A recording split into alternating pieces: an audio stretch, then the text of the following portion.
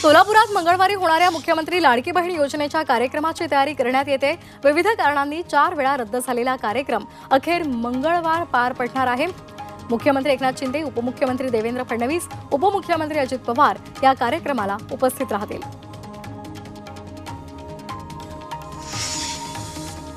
राज ठाकरे यांच्या दौऱ्याचा आजचा दुसरा दिवस आहे। राज ठाकरे नाशिकमधील विधानसभेच्या जागांचा आढावा घेतील, तसंच नाशिकमध्ये इच्छुक उमेदवारांच्या भेटी सुद्धा घेणार आहेत। खासदार संजय राऊत आज जळगावच्या दौऱ्यावर आहेत। कार्यकर्ते आणि पदाधिकाऱ्यांशी ते संवाद साधतील। विधानसभेच्या तयारीचा राऊत आढावा सुद्धा घेणार आहेत। नागपूर शहरामध्ये भाजपचं महाजनसंपर्क अभियान आहे। या अभियानामध्ये देवेंद्र फडणवीस, नितीन गडकरी आणि चंद्रशेखर बावनकुळे सहभागी होणार आहेत। उद्धव ठाकरेंच्या पत्नी रश्मी ठाकरे ठाण्यातील देवीचं दर्शन घेणार आहेत। आज दुपारी 4 वाजता टेंभी नाक्यावरील दुर्गेश्वरी देवीचं ते दर्शन घेतील। दरवर्षीप्रमाणे याही वर्षी रश्मी ठाकरे टेंभी नाक्याला दुर्गेश्वरी देवीच्या दर्शनाला जातील आणि आरती करतील। छत्रपती संभाजीनगरात मुख्यमंत्री महिला सशक्तीकरण मेळावा आज पार पडणार आहे। मुख्यमंत्री आणि दोन्ही उपमुख्यमंत्री या कार्यक्रमाला उपस्थित राहतील। महाविकास आघाडीमध्ये मोठा भाऊ लहान भाऊ असं कुणीही नाहीये। आम्ही तिढी भावंड आहोत असं विधान राष्ट्रवादी काँग्रेसचे प्रदेशाध्यक्ष जयंत पाटलांनी केले।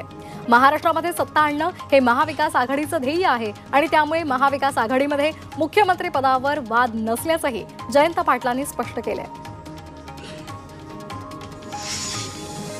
राज्यामध्ये फेक नरेटिव्ह भाजप आणि संघ पसरवत असल्याचा आरोप संजय राऊतांनी केलाय। राज्यामध्ये परिवर्तन होणार असल्याचा विश्वासही संजय राऊतांनी व्यक्त केलाय। तसंच फडणवीस सर्वात अपयशी गृहमंत्री असल्याची टीकाही राऊतांनी केली आहे। वडील 70 पार गेल्यावर आपल्या डोळ्या देखत मुलावर जबाबदारी सोपवतो, मात्र काही जण ऐकतच नाहीत। एवढा हट्टीपणा कशाला असं म्हणत अजितदादांनी शरद पवारांवर अप्रत्यक्षपणे निशाणा साधलाय। रोहित पवार यांची स्पर्धा जयंत पाटील यांच्याशी असून त्यांच्या प्रश्नाला उत्तर देणं म्हणजे जयंत पाटलांच्या रांगेमध्ये जाऊन बसल्यासारखं आहे, असा घणाघात मंत्री उदय सामंत यांनी केलाय। तसंच जागा वाटपामध्ये तिन्ही नेते बसून निर्णय घेतील आणि पुढचं सरकार आमचे असेल असं विधान उदय सामंत यांनी केलंय।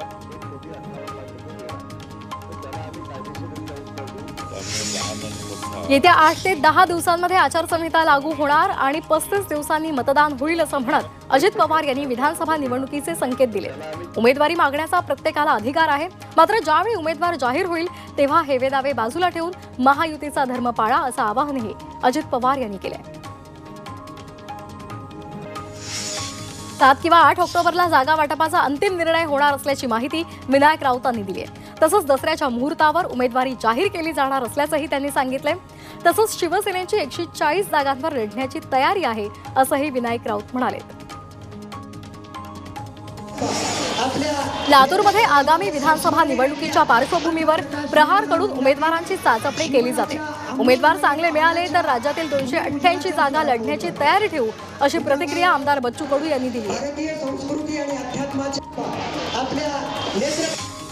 आगामी विधानसभा निवडणूक ठाकरे विरुद्ध ठाकरे असा होणार असा दावा मनसेचे नेते प्रकाश महाजन यांनी केलाय। एकीकडे लोकांच्या दारामध्ये मला मुख्यमंत्री करा असं म्हणत फिरणारे ठाकरे आहेत, तर दुसरीकडे जनतेसाठी काम करणारे ठाकरे आहेत। ही निवडणूक असेल अशी असं प्रकाश महाजन यांनी म्हटलेलं आहे।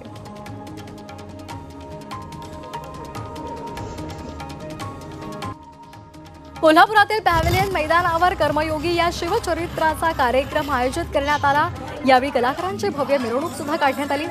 तसंच उत्साही तरुणांनी आमदार सतेज पाटील आणि आमदार ऋतुराज पाटलांना खांद्यावर घेऊन ठेका धरला।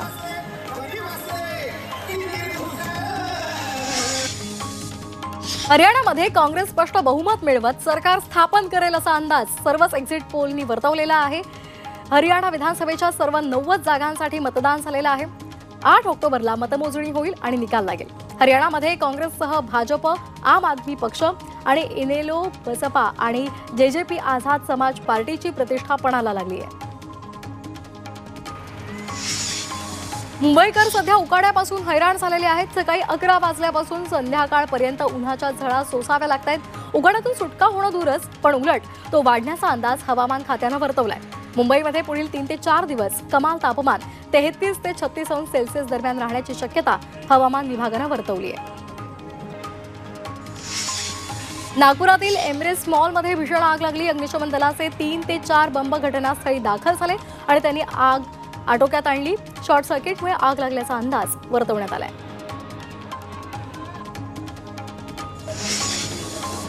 साताऱ्याच्या पाचगणीमध्ये भाजी मार्केटला भीषण आग लागली. या आगीमुळे भाजीपाला विक्रेत्यांचं मोठं नुकसान झालं. आगीचं कारण अद्याप समजू शकलेलं नाही. अग्निशमन दल वेळेवर पोहोचल्यामुळे आग आटोक्यात आणण्यात यश आलं. नाशिकमध्ये नागरिकांनी अनोखं आंदोलन केलं. खड्ड्यातून सुखरूप जाणाऱ्या वाहनधारकांचा सत्कार करण्यात आला. तसंच खड्ड्यांमुळे अपघात झाला तर त्यांच्यावर उपचार करण्यासाठी डॉक्टरांचं पथकही या आंदोलनकर्त्यांनी सोबत ठेवले. प्रशासनाविरोधात यावेळी आंदोलन करत घोषणाबाजी करण्यात आली. देखभाल, दुरुस्ती आणि विविध अभियांत्रिकी कारणासाठी मध्य आणि हार्बर रेल्वेवर आज मेगा ब्लॉक घेतला जातोय. मध्य रेल्वेच्या कल्याण ते ठाणे दरम्यान अप आणि डाऊन जलद मार्गावर आणि हार्बर मार्गावर पनवेल आणि वाशी दरम्यान मेगा ब्लॉक घेतला जातोय. एसटीच्या ताफ्यामध्ये लवकरच 5000 इलेक्ट्रिक बसगाड्या दाखल होतील. या बसगाड्या टप्प्याटप्प्यानं येतील. यातल्या 100 बसगाड्या दाखल सुद्धा झाल्यात. एसटी महामंडळाचे अध्यक्ष आणि आमदार भरत गोगावले यांनी ही माहिती दिली आहे. तसंच महामंडळ 2200 डिझेल बसगाड्या सुद्धा खरेदी करणार आहे आणि यामुळे प्रवाशांचा त्रास वाचणार आहे आणि त्यांना चांगल्या सुविधा सुद्धा मिळतील असं ते म्हणाले. केंद्रीय मंत्री नितीन गडकरी यांच्या हस्ते नागपूरमधील डबल डेकर उड्डाणपुलाचं लोकार्पण करण्यात आलं. उड्डाणपुलामुळे कामठी मार्गावरील वाहतूक कोंडी सुटणार आहे. तसंच गडीगोदामध्ये 4 स्तरीय वाहतूक व्यवस्था पाहता येणार आहे.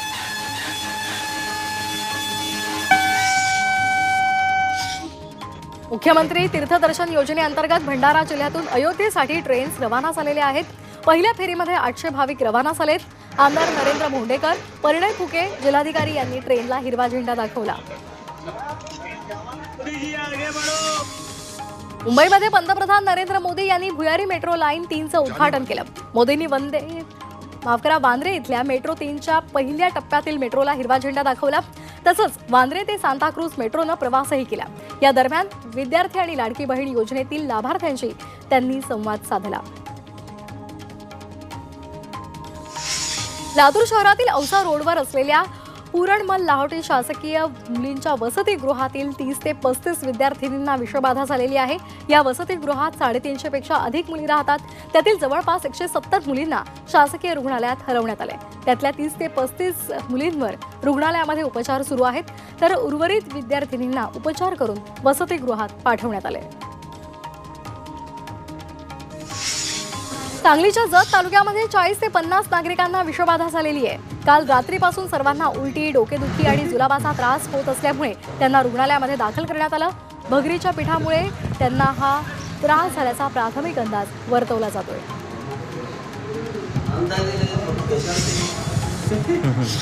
धाराशिवच्या तुळजापूरमध्ये बालयोगी परमहंस माहेश्वरानंद महाराजांनी छातीवर घटस्थापनेचा करून अनुष्ठान केलेलं आहे.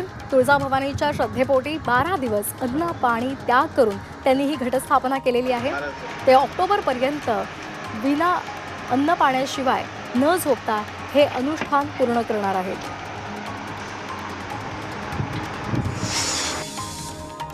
मनसे प्रमुख राज ठाकरे यांनी नाशिकच्या सप्तशृंगी गडावर जाऊन सप्तशृंगी मातेचं दर्शन घेतलंय. यावेळी राज ठाकरे यांच्यासोबत त्यांच्या पत्नी शर्मिला ठाकरेही उपस्थित होत्या. 7 रस्ता माऊलीला यंदा आई तुळजाभवानी मातेचा देखावा साकारण्यात आलेला आहे. मंडळ यंदा 62व्या वर्षामध्ये पदार्पण करत आहे. मुंबईच्या कोळी बांधवांनी देवीला ओटी भरणार म्हणून देवीला आई एकविरा मातेचं रूप देण्यात आले.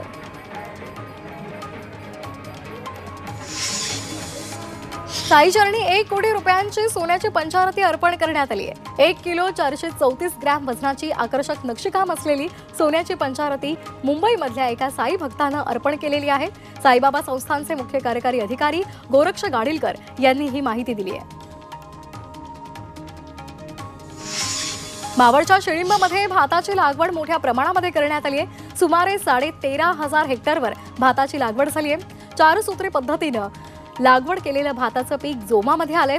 सध्या पीक जोमामध्ये असल्यामुळे भात उत्पादक शेतकऱ्यांना याचा फायदा होईल असा अंदाज वर्तवला जातोय.